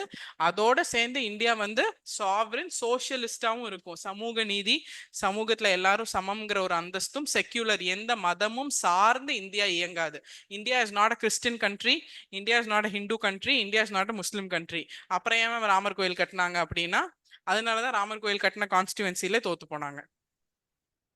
ஆமா தானே? எஸ். அப்படி எப்படி மேம் எலெக்ஷன்ல ஜெயிச்சாங்க அப்படின்னா அகைன் இப்ப நம்ம பாலிட்டி படிக்க படிக்க பாலிடிக்ஸும் பேரலா புரியும். 2019 எலெக்ஷன் நடந்துச்சதுக்கு முன்னாடி, அதுக்கு முன்னாடி 2014 நடந்துச்சு. 2014-19 BJP or NDA alliance was selected unanimously. Majority அவங்க தான் செலக்ட் ஆனாங்க. ஒப்போசிஷன் பார்ட்டியே கிடையாது. எதிர்கட்சி அந்தஸ்து எந்த பார்ட்டிக்கும் கிடையாது. அது என்ன மேம் எதிர்கட்சி அந்தஸ்து? இப்போ 100 சீட் இருக்குன்னா மொத்த பாராளுமன்றத்துல 100 சீட் இருக்கு. 100 சீட்ல 90 சீட் ஜெயிச்சவன் ஆட்சி அமைப்பான். 10 சீட் ஜெயிச்சவன் எதிர்கட்சி தானே? அப்படி கிடையாது இந்தியன் கான்ஸ்டிடியூஷன். இந்தியன் கான்ஸ்டிடியூஷன் என்ன சொல்லுதுன்னா எதிர்கட்சியா இருக்கணும் அப்படின்னா 10% சீட்டு ஜெயிச்சிருக்கணும். ஓகே, இப்ப நம்ம கான்ஸ்டிடியூஷன்ல இருக்கிறது 545 சீட்டு. நம்ம பார்லிமெண்ட்ல, கான்ஸ்டிடியூஷன் இல்ல பார்லிமெண்ட்ல 545 சீட் இருக்கு. லோக்சபால 545ல 500 சீட்டு ஜெயிச்சா ஆளும் கட்சி அவங்க தான் ஆட்சி அமைச்சிருக்காங்கன்னா 545ல குறைஞ்சது 10% சீட்டு 55 சீட்டு ஜெயிச்சாதான் எதிர்கட்சி அந்தஸ்து கிடைக்கும். இல்லைன்னா அவனும் ஒரு கட்சி, அவ்வளவுதான். கடந்த 10 வருஷமா காங்கிரஸோ இந்தியா அலையன்ஸோ யாருமே இந்த எதிர்கட்சி அந்தஸ்து கூட பக்கத்துல போகல. 53 எம்பிஸ் தான் வச்சிருந்தாங்க காங்கிரஸ் லாஸ்ட் தடவை எல்லாம். ஓகே, சோ எதிர்கட்சி அந்தஸ்தே இல்ல. 2024ல தான் ஃபர்ஸ்ட் டைம் காங்கிரஸ் 93 சீட்ஸ் ஜெயிச்சு எதிர்கட்சி அந்தஸ்துக்கு போயிருக்காங்க. அதனால now we have opposition party, opposition லீடரா ராகுல் காந்தி எலெக்ட் ஆயிருக்காரு. ஒப்போசிஷன் லீடரா ராகுல் காந்தி எலெக்ட் ஆனதுனால தான் பிரைம் மினிஸ்டருக்கு ஈக்குவலன்ட் டைம் கொடுக்கறதுனால தான் இப்ப டெமோக்ரஸியே உள்ள வந்திருக்கு. இல்லைன்னா என்ன சொல்றது, ஒரு மொனார்கியல் கவர்மெண்ட் மாதிரி ஒப்போசிஷனே இல்லையே, கேட்கறக்கு ஆளே இல்லையே, நான் பண்றதுதான் சட்டம் அப்படின்னு தான் 10 வருஷமா நடந்துட்டு இருந்துச்சு. இது எல்லாமே எங்க இருக்கு? கான்ஸ்டிடியூஷன்ல தான் இருக்கு. ஒப்போசிஷன் கட்சி தலைவர் is equal to cabinet minister post. Cabinet மினிஸ்டர்னா யாரு? Prime minister is a cabinet minister. கூட சுத்திட்டே இருக்க அமித்ஷா ஹோம் மினிஸ்டர், அவர் ஒரு cabinet minister. Nirmala Sitharaman is a cabinet. முக்கியமான அமைச்சர்கள் தான் கேபினெட் அமைச்சர்கள். எதிர்கட்சி தலைவருக்கும் கேபினெட் மினிஸ்டர் அந்தஸ்து இருக்கு. ஆனா தான் 10 வருஷமா எதிர்கட்சியே இல்லையே. ஓகே, இந்த தடவை தான் எதிர்கட்சி. இதெல்லாம் தான் எங்க பேசியிருக்கோம் நம்ம கான்ஸ்டிடியூஷன் ஆஃப் இந்தியால பேசியிருக்கோம். இதை பின்பற்றி தான் இன்னைக்கு Indian government is running. Okay, புரிஞ்சிருச்சுங்களா? இது எதுக்கு போனோம்? இதுக்கு முன்னாடி என்ன எழுதணும்? மதசார்பற்ற நாடு. ஓகே, ஸோ செக்யூலர் அப்படிங்கறதுனால India is not a Christian country, not a Muslim country, not a Hindu country. ஆனா பை பாலிட்டி மூலியமா, இந்திய அரசியலமைப்பு மூலியமா நம்ம எந்த மதத்தையும் சார்ந்த நாடு கிடையாது. Indian polity does not allow us to abide by any rule of any religion. கரெக்டா? இந்திய அரசியலமைப்பு நம்மளை எந்த மதத்தையும் சார்ந்து நம்ம இந்திய அரசை நடத்துறதுக்கு விடுறது கிடையாது. அதனாலதான் நம்ம அரசியல் பண்ணி ஹிந்துவிசம் ஃபாலோ பண்றோம். இப்ப பாலிடிக்ஸ்க்கும் டிஃபரன்ஸ் புரிஞ்சிருச்சா? அதனாலதான் அரசியலை உள்ள கொண்டு வரோம். கிளியர்? எஸ். ஓகே, வேற என்ன basics? types of government. So in the democratic government, socialistic, secular, democratic, republic government எப்படி நடத்தணும்ங்கறதுக்காக தான் we started writing our constitution. Yes. அப்ப கான்ஸ்டிடியூஷன்னா என்ன அப்படின்னா it is a written legal document. எழுதப்பட்ட சட்ட ரீதியான ஒரு அரசியலமைப்பு சாசனம். எழுதாம மட்டும் விட்டுருந்தோம் நானும் அரசு நடத்துவேன், நீங்களும் இன்னைக்கு அரசு நடத்துவீங்க, இந்தியா பிரிட்டிஷ் கையிலேயே இருந்திருக்கலாங்கிற ஸ்டேட்டஸ்க்கு போயிருக்கோம். It's a written legal document. Constitution அப்படிங்கிறது it is a written legal document. எழுதப்பட்ட சட்ட ரீதியான ஒரு அரசியலமைப்பு சாசனம்.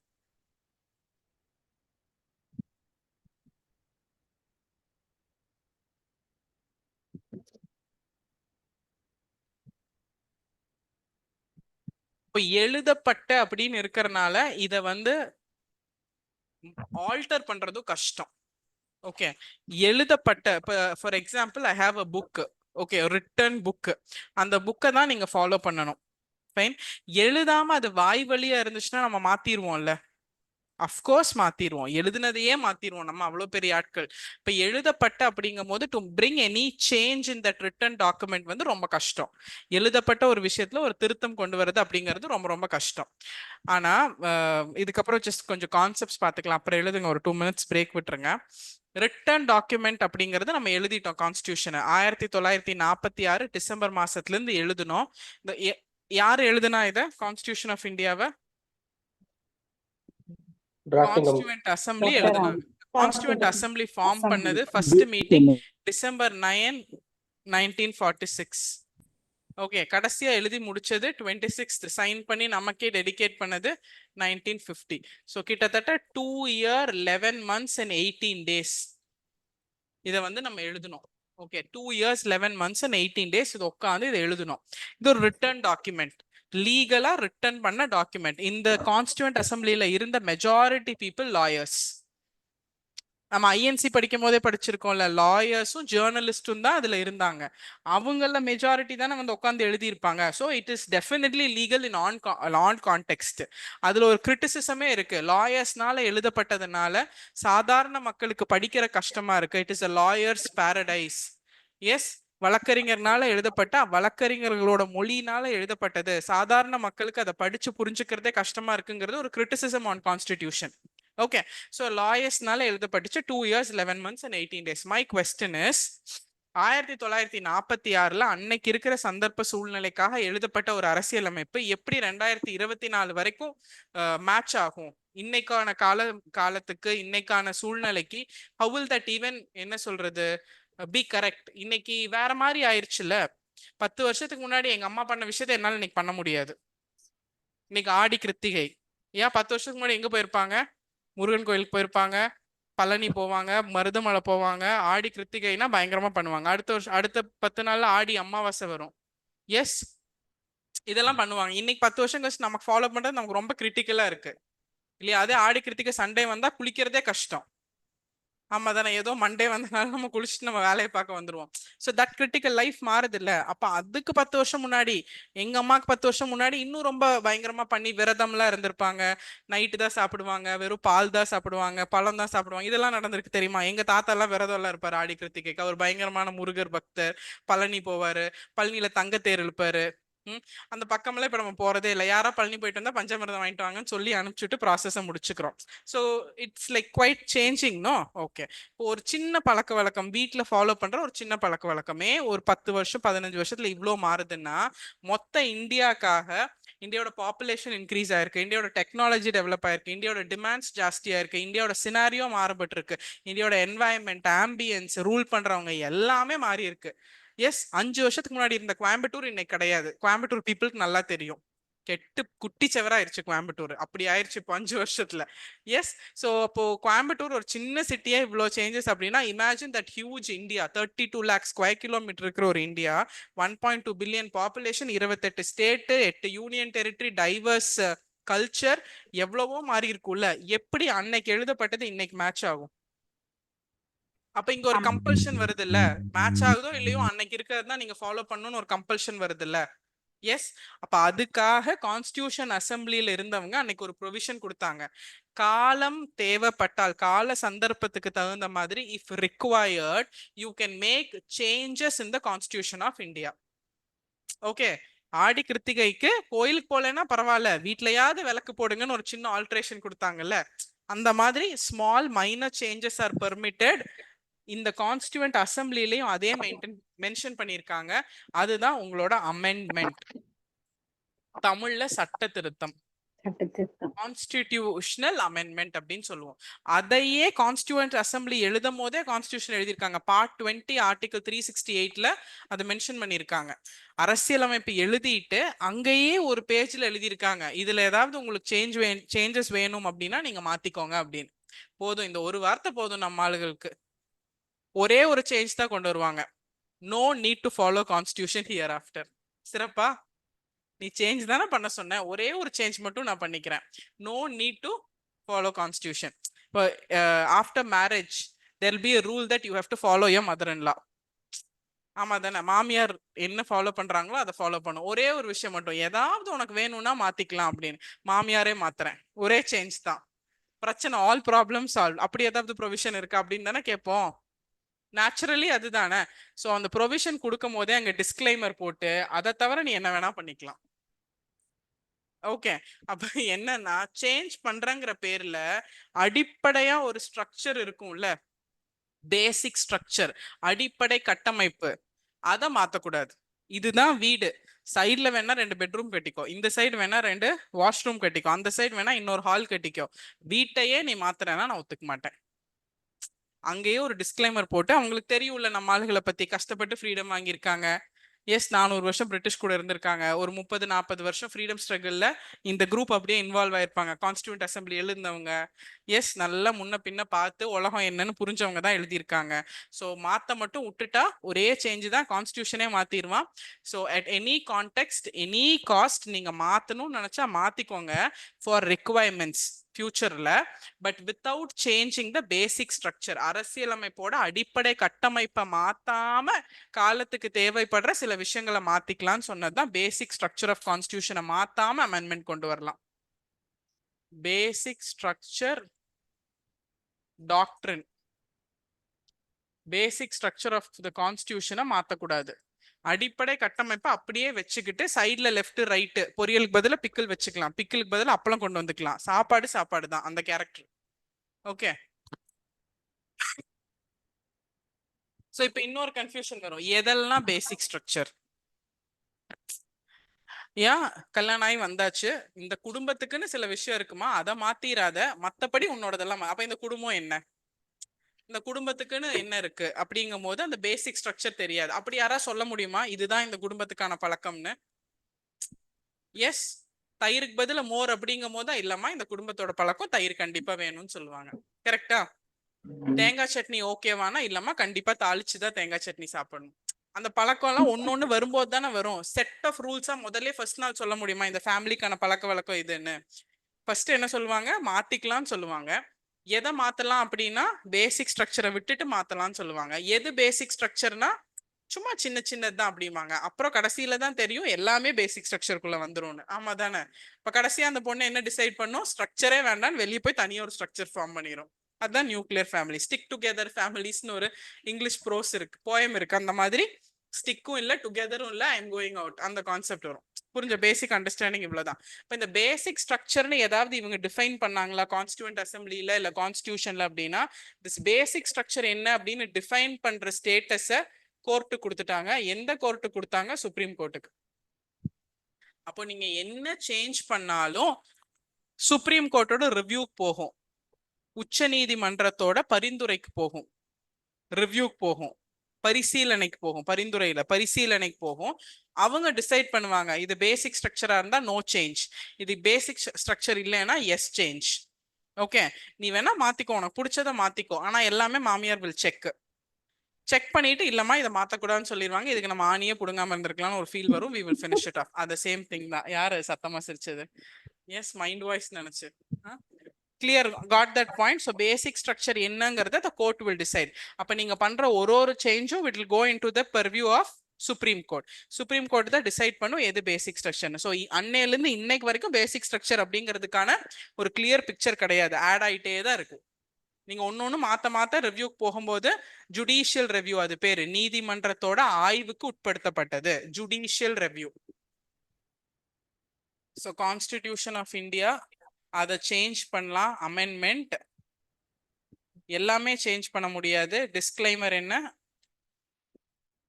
Only without altering basic structure. Basic structure of what? Of the constitution. அடிப்படை கட்டமைப்பை அசைக்காம சேஞ்ச் பண்ணலாம். அப்படி நீங்க சேஞ்ச் பண்றது வந்து it will go to supreme கோர்ட்டோட ரிவ்யூ. அந்த ரிவ்யூ பேரு ஜுடிஷியல் ரிவ்யூ, நீதிமன்ற ஆய்வுக்கு உட்படுத்தப்பட்டும். ஜுடிஷியல் ரிவ்யூ அவங்க எஸ் சொன்னா அந்த அமெண்ட்மெண்ட் நிற்கும், நோ சொன்னா செல்லாது. அவங்க எஸ்ஸா நோவான்னு எப்படி செக் பண்ணுவாங்க? அது பேசிக் ஸ்ட்ரக்சரா இல்லையான்னு பார்த்து செக் பண்ணுவாங்க. ஓகே, அப்ப இந்த அமெண்ட்மெண்ட் யாரு பண்ணலாம்? The amendment can only be done by parliament. பார்லிமெண்ட்ல யார் இருக்கா? ரெப்ரசன்டேட்டிவ்ஸ். இந்த ரெப்ரசன்டேட்டிவ்ஸை யார் பார்லிமெண்ட்டுக்கு அனுப்புனா? Indian people. அப்ப இங்க இந்த ஸ்ட்ரக்சர் யாரோடது? டெமோக்ரஸி. கான்ஸ்டியூஷனை எழுதினதும் பீப்புள் ஆஃப் இந்தியா, கான்ஸ்டியூஷனை மாத்துறதும் இந்தியன் ரெப்ரசன்டேட்டிவ்ஸ் பார்லிமெண்ட்ல இருக்கவங்க. ஸோ எல்லா பக்கம் டெமோக்ரஸி ஃபாலோ பண்ணப்படுதா? புரிஞ்சிருச்சுங்களா? இந்த கான்செப்ட் பேர் தான் ஜுடிஷியல் ரெவ்யூ.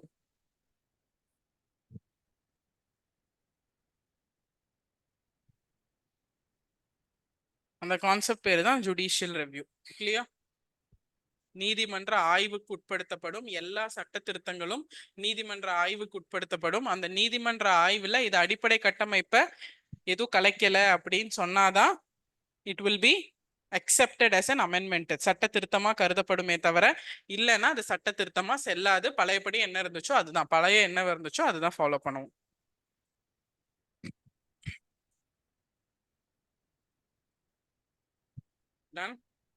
அப்ப இந்த கான்ஸ்டியூஷன் அப்படிங்கிறது என்னங்க?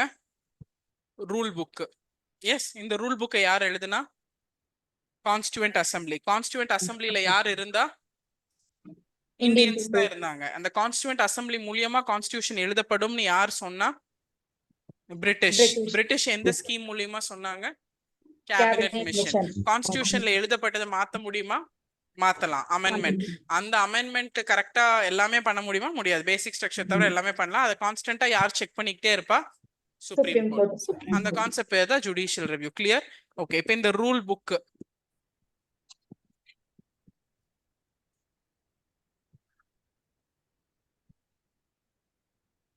கான்ஸ்டிடியூஷன் ஒரு புக்குன்னு எடுத்துக்கிட்டீங்கன்னா என்னெல்லாம் இருக்கும் அந்த புக்ல? ரூல் புக், அது ஏதோ ஒரு புக்கு தானே. அந்த புக் வந்து இண்டெக்ஸ் இருக்குமா? ஓகே, அப்புறம் சாப்டர்ஸ் இருக்குமா? ஓகே, பின்னாடி ரெஃபரன்ஸ் இருக்குமா? பிப்ளியோஃபைல் ரெஃபரன்ஸ் ஏதா இருக்குமா? ஓகே, அதுக்கு முன்னாடி ப்ரீஃபேஸ் இருக்குமா? முன்னுரை, முகவுரை, ப்ரீஃபேஸ் இருக்குமா? Okay, fine. அதே தான் கான்ஸ்டியூஷன்ல. இந்த ப்ரிஃபேஸ் பேரு பிரியாம்பிள். கான்ஸ்டியூஷன் புக்ல இந்த ப்ரிஃபேஸ் பேரு முகவுரை இல்லனா பிரியாம்பிள். இண்டெக்ஸ் அப்படிங்கிறது தான் parts and article. Okay, first part article 1, 2, 3, 4 பத்தி பேசணும். ஒரு இண்டெக்ஸ் மாதிரி கொடுத்துருவாங்க. அந்த சாப்டர்ஸ் தான் பார்ட்ஸ். ஒரு பார்ட்டும் எக்ஸ்பிளைன் பண்ணிருப்பாங்கல்ல, அதுதான் சாப்டர்ஸ். மொத்தம் 22 பார்ட். ஓகே மேம், ஜாஸ்தி ஆயிடுச்சு அப்படிங்கிறீங்களா? எத்தனை பார்ட்? 25. ஆனா நம்பர்ல 22 தான் இருக்கும். ஏ பின்னு சேர்த்திருப்பாங்க, அதனால நான் அப்புறம் சொல்றேன். கடைசியா ரெஃபரன்ஸ் தான் ஸ்கெட்யூல், அட்டவணை. ஸ்கெட்யூல் அட்டவணை தானே? ஓகே, ஸோ பிரியாம்பிள் அப்படிங்கிறது தமிழ்ல முகவுரை, பார்ட்ஸ் அப்படிங்கிறது பகுதி, ஆர்டிகல் அப்படிங்கிறது ஷரத் இல்லைன்னா பிரிவு, அதுக்கப்புறம் ஸ்கெட்யூலுங்கிறது அட்டவணை.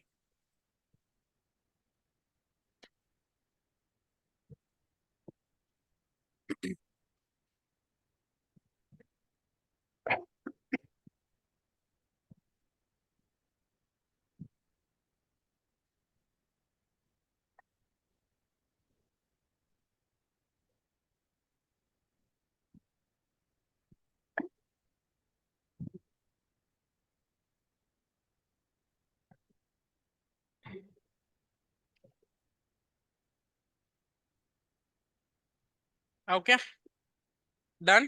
இப்போ என்னாச்சு உங்களுக்கு என்ன தெரியும்? கான்ஸ்டியூஷன்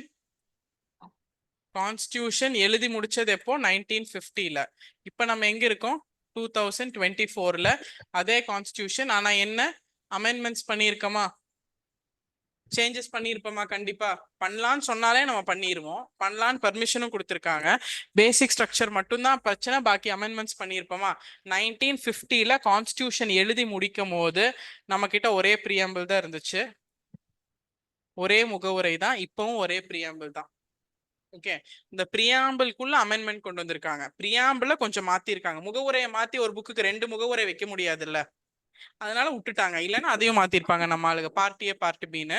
பட் இந்த பிரியாம்பிள்ல ஒரே ஒரு சட்ட திருத்தம் கொண்டு வந்திருக்காங்க. ஒரே ஒரு தடவை அந்த பிரியாம்பிள்ல ஒரு சேஞ்ச் கொண்டு வந்திருக்காங்க. ஸோ அந்த பிரியாம்பிள்ல ஒரு சேஞ்ச் கொண்டு வந்திருக்காங்க. ஆனா இன்னைக்கும் ஒரே பிரியாம்பிள் தான். ஓகே, எழுதும் போது 22 பார்ட் இருந்துச்சு, 22 பகுதி இருந்துச்சு. இப்போ என்ன பண்ணிட்டாங்க, 25. என்ன கலர் மாற மாட்டேங்குது,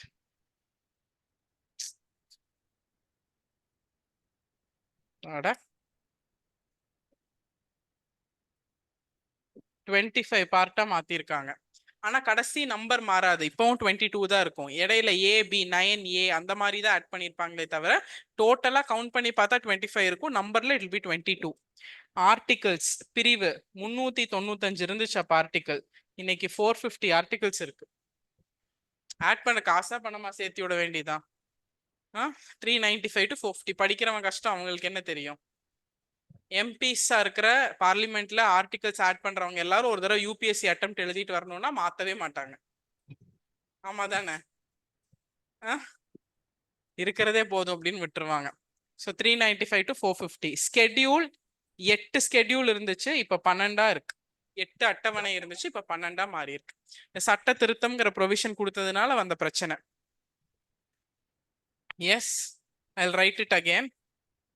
Preamble 1950 2024. ஒரே பிரியாம்பிள் பட் ஒரு அமெண்ட்மெண்ட் பண்ணியிருக்காங்க, ஒரே ஒரு சட்ட திருத்தம் பண்ணியிருக்காங்க. பார்ட் அப்ப 22, இப்ப 25, but last number will remain the same. அப்புறம் ஆர்டிகிள் 395, இப்ப 450 பிளஸ் இருக்கு. இதுவும் கடைசி நம்பர் பாத்தீங்கன்னா 395 தான் இருக்கும். ஆர்டிகிள் எப்படி ஆட் பண்ணிருப்பாங்க, 51A, 51A கீழே 51A subclass A, subclass B, subclass C, subclass D, ஒரு ஃபண்டமெண்டல் டியூட்டி மட்டும் ஆட் பண்ணி 11 ஆர்டிகல் சேர்த்திருக்காங்க. 51A கீழே ஏல இருந்து சப்கிளாஸ் ஏல இருந்து K வரைக்கும் 51 வரைக்கும் இருந்துச்சுங்க பழைய கான்ஸ்டிடியூஷன்ல. நம்ம மக்கள் 51A அப்படின்னு ஆட் பண்ணாங்க. அந்த 51Aக்கு கீழே A B அப்படின்னு 51A K வரைக்கும். இப்ப புரியுதா, இது மட்டும்தான் பழைய கான்ஸ்டிடியூஷன்ல இருந்துச்சு. நம்பர் மாறுமா, 395 தான் இருக்கும், நம்பர் மாறாதுல்ல. ஆனா 51A அந்த ஏக்கு கீழே சப்கிளாஸ் K வரைக்கும் 11 fundamental rights.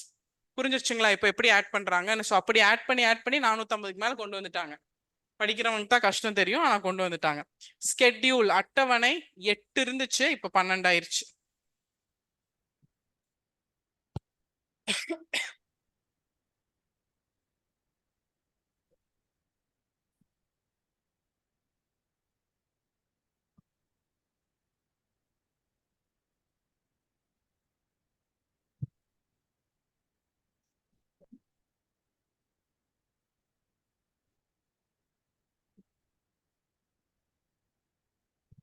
Done. Okay, so what I'm going to do is இன்னைக்கு பார்ட்டோட லிஸ்ட், ஆர்டிகளோட லிஸ்ட், ஸ்கெட்யூலோட லிஸ்ட் வந்து உங்களுக்கு மெயில்ல வரும், தமிழ் அண்ட் இங்கிலீஷ். கஷ்டப்பட்டு ஒரு தடவை பார்த்துட்டு வந்துருங்க, கஷ்டமா தான் இருக்கும், பட் ஒரு தடவை பார்த்துட்டு வந்துருங்க. Part, schedule and article. Part வந்து 22 பார்ட் மனப்பாடம் பண்ணுமானா கண்டிப்பா பண்ணணும். ஸ்கெட்யூல் 12 ஸ்கெட்யூல் மனப்பாடம் பண்ணுமா கண்டிப்பா மனப்பாடம் பண்ணும். ஆனா 450 ஆர்டிகல் மனப்பாடம் பண்ணுமானா வேண்டாம்.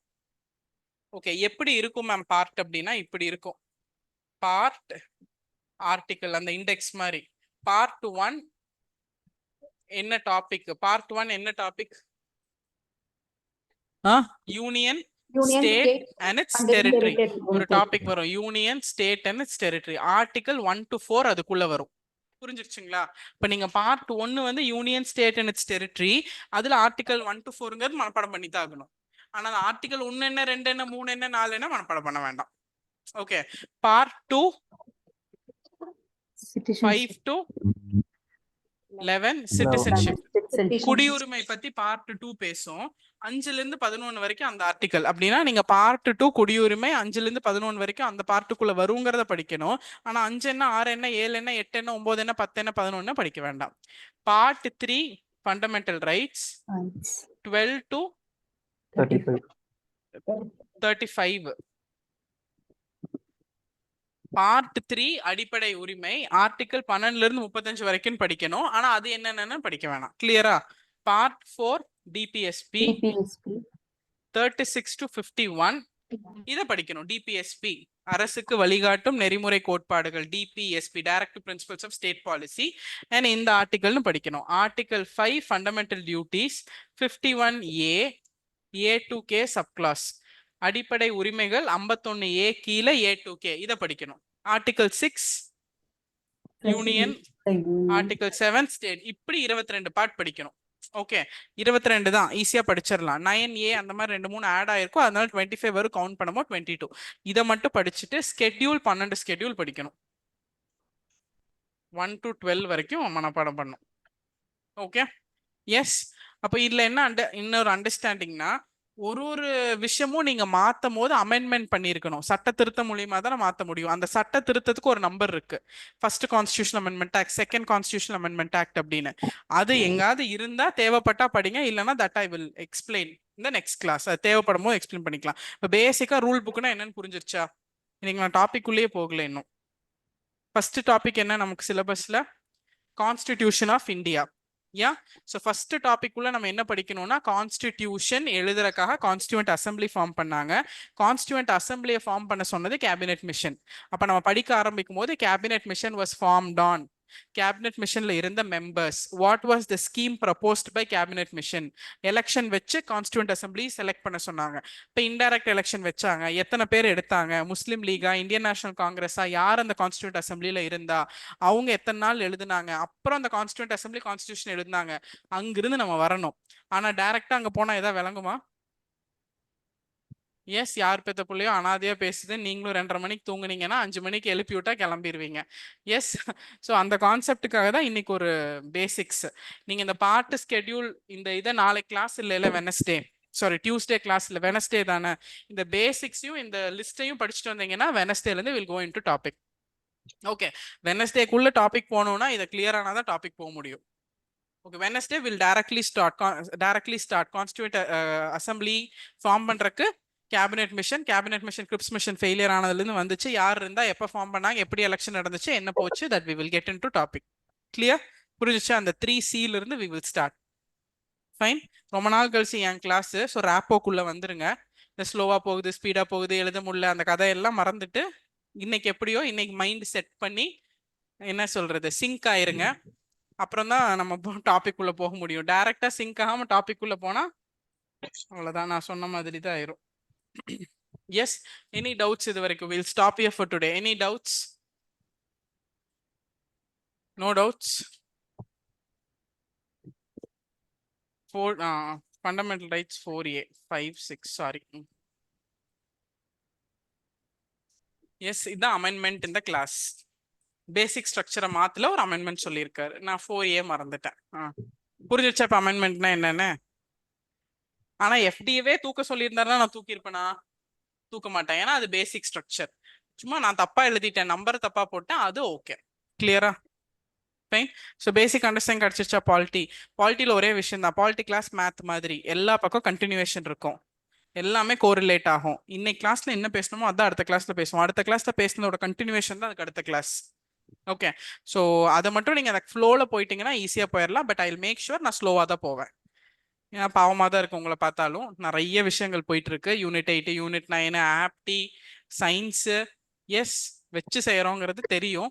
அதனால ஐ வில் மேக் ஷுவர் என்னோட சைட்ல இருந்து I will take it slow, அன்னன்னைக்கு படிச்சு ரிவைஸ் பண்ற மாதிரி. Okay, done. So will stop here. I'll just check if I can show you a video.